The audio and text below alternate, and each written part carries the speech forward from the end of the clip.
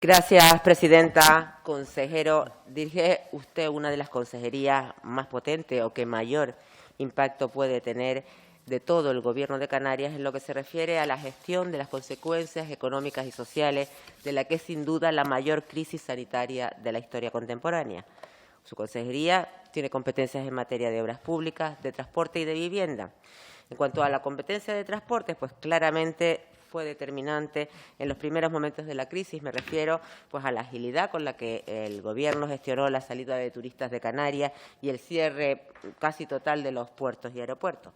Y la de obras públicas y viviendas, pues fundamentales para la reactivación económica de las islas y por ello fundamentales para poner freno al crecimiento en el número de desempleados o de trabajadores inertes que al día de hoy, y de no corregirse las previsiones estadísticas, pues puede llegar hasta un 45%.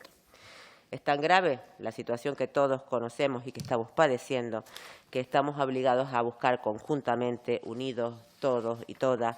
las organizaciones políticas, económicas y sociales, pues soluciones rápidas, efectivas y modulables en el tiempo que permitan paliar los efectos de esta crisis económica y social que golpea muy duramente a esta tierra y a todas y todos los que en ella vivimos. La economía contemporánea de Canarias, la economía pre-COVID, se caracterizó pues por su dependencia del binomio turismo-construcción, que representaba pues el 35 y el 5% y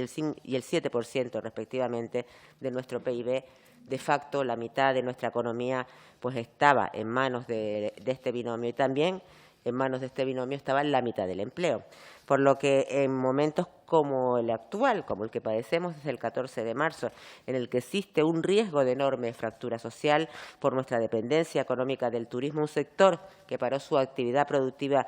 pues desde el inicio de la crisis de salud pública y no empezó a recuperarse hasta el mes de julio, pero que con esta segunda oleada que hubo en el mes de agosto, pues ha tenido que volverla a parar. De no salvar la temporada de invierno, pues esta crisis va a tardar tiempo en recuperarse y el sector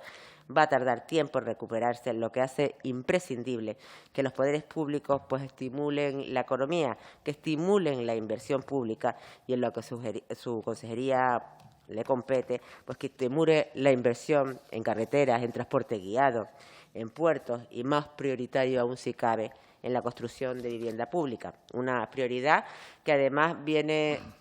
o tiene beneficios en dos vertientes, en el del impulso de la economía, de la construcción, por supuesto, y además en el del apoyo social con esta grave fractura social que podemos estar viviendo en estos momentos. Una cuestión, además, que ya era uno de los mayores problemas a los que se enfrentaba Canarias desde mucho antes de la crisis del COVID-19. La crisis del 2008 hizo mella en el sector de la construcción en las islas y paralizó muchísimas obras, esas que ahora debe impulsar el actual Ejecutivo, tanto para dar la garantía habitacional a la mayor parte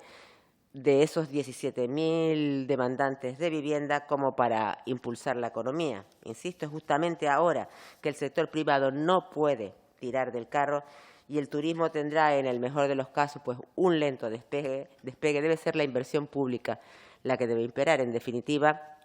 y yo quiero reiterarme e insistir, nos encontramos ante una situación sobrevenida que obliga a buscar conjuntamente todas las organizaciones políticas, económicas y sociales soluciones rápidas y modulables en el tiempo para paliar los efectos de esta crisis económica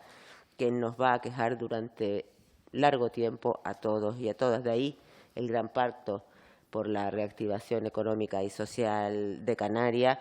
y esperaremos que no solo estén los que lo firmaron, esperemos que se suben pues aquellos que faltaron, porque es importante para Canarias que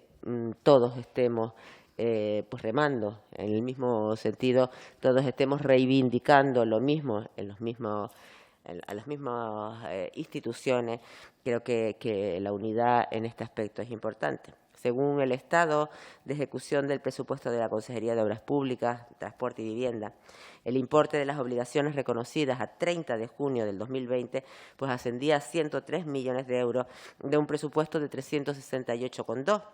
o sea, un 28,05, la tercera por la cola en nivel de ejecución, además destacando la baja ejecución presupuestaria del Instituto Canario de la Vivienda, un 14,73%, el más bajo de todos los organismos autónomos y entes de derecho público dependientes del Gobierno. Pero esto era a 30 de junio, consejero, y la cosa espero haya cambiado en este tercer trimestre, que nos queda poco para finalizar, y que yo le pediría que nos informara cuál es a día de hoy el nivel de ejecución de cada uno de los programas de su consejería. Gracias. Gracias, señora González. Señor consejero. Gracias, presidenta. Gracias, señoría. Bien, el crédito total definitivo de la Consejería de Obras Públicas, Transporte y Vivienda para el ejercicio 2020, incluyendo las modificaciones presupuestarias realizadas, asciende a 360,9 millones de euros. Del total de créditos disponibles se han comprometido ya 253 millones de euros, equivalente al 30 de agosto del 69,2% del presupuesto. En consecuencia, prevemos una ejecución presupuestaria en torno al final del ejercicio del 90-91%. Situación por ciento directivo, a 31 del 8 del 2020. La ejecución presupuestaria de la Secretaría General Técnica alcanza los 78,9 millones. De los disponibles del presupuesto, que eran 80,5, se han ejecutado el 97,5% del presupuesto aprobado, destacando las transferencias corrientes y de capital al ICABI por importe de 75 millones de euros y los 3,5 millones de gastos de personal ya ejecutados al nivel de gasto comprometido. La Dirección General de Transporte tiene una ejecución elevada a esta fecha de ejercicio presupuestario, habiendo ejecutado el 71,5% de su presupuesto, que asciende a 82 millones de euros, faltando ejecutar unos 17 millones de euros en el capítulo de transferencias corrientes, subvenciones en materia de transporte, de los cuales 7 millones están ya en convocatoria pública, ¿no?, que son los concursos de los planes de movilidad urbana, ayudas al taxi o el concurso de la OSP de la Isla del Hierro. El resto correspondiente al 25% de la financiación anual proveniente del Estado para la financiación del déficit del transporte regular de viajeros por carretera, que siempre libera a final de año dinero que la comunidad autónoma no puede disponer para su transferencia a los cabildos hasta que no se produzca la resolución del Ministerio de Transporte, Movilidad y Agenda Urbana. Con los 82 millones ya gastados en transporte, hemos ejecutado los siguientes importes por cada uno de los programas de actuación. Transferencia a diferentes cabildos, el 100% del importe destinado al bono de residente canario, un total de 10 millones de euros para bonificar a los usuarios del transporte regular de viajeros por carretera de carácter urbano e interurbano, el 75% destinado a la compensación del déficit de operación de los operarios del transporte regular de carretera, es decir, hemos abonado a las compañías de transporte 20,6 millones de euros de fondos procedentes del Estado, como dije hace unos minutos, que queda por pagar el 25% hasta llegar a los 27 millones de euros. Se han pagado 8,1 millones de euros de los 8,9 destinados a los abonos de los contratos firmados de las compañías navieras para asegurar la conectividad de las islas durante el pasado estado de alarma. Por tanto, un nivel de ejecución en este concepto del 99,95%. También hemos abonado 2,26 millones de euros consignados en los presupuestos en el área de transporte. Respecto a la Viceconsejería de Infraestructura y Transporte, aunque la ejecución real alcanza los 8 millones de euros, sobre los 22 disponibles tienen trámite de autorización de una aportación dineraria del capital a Puertos Canarios para las obras de Puerto de Playa Blanca, 10 millones, lo que supone su ejecución presupuestaria en la realidad alcance hoy a los 18 millones, el 80% de su presupuesto. Respecto a la Dirección General de Infraestructura Viaria, a fecha actual tiene adjudicado obras o redacción de proyectos y supervisión de proyectos por importe de 104 millones de euros, lo que supone su ejecución, que la ejecución ascienda al 62% de su presupuesto disponible para 2020, que es de 175 millones de euros. No podemos olvidar que en este último año se han puesto en marcha obras tan relevantes como la de la conectividad de las islas, como la segunda fase del anillo en Tenerife, como la segunda fase de la obra de la aldea, y esta última, y obras que estamos ya adjudicando, que hemos adjudicado, como hemos dicho anteriormente, especialmente la isla de Lanzarote, de Fuerteventura y La Palma.